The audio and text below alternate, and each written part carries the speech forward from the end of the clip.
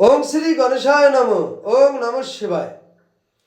তো বন্ধুরা, আমি আমার এই ভিডিওতে খুবই সংক্ষিপ্ত আলোচনা করতে চলেছি। আমরা আমাদের সমগ্র পৃথিবীতে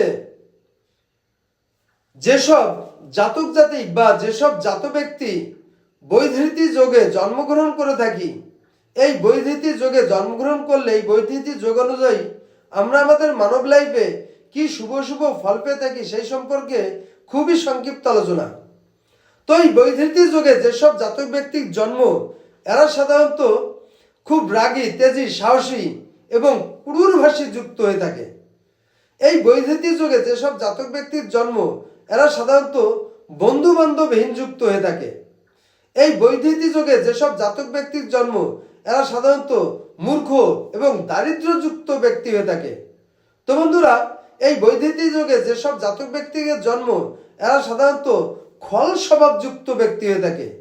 এই বৈধৃতি ব্যক্তিদের যেসব জাতক জাতিকের জন্ম, এরা সাধারণত প্রচুর প্রবঞ্চকযুক্ত ব্যক্তি হয়ে থাকে। তো বন্ধুরা, এই বৈধৃতি যোগে যেসব জাতক জাতিকের জন্ম, এরা সাধারণত পরস্ত্রীতে আসক্তিরক্ত যুক্ত ব্যক্তি হয়ে থাকে। তো বন্ধুরা, এই ছিল বৈধৃতি যোগে জাত ব্যক্তির জন্মের শুভ শুভ সম্পর্কে আলোচনা। নমস্কার।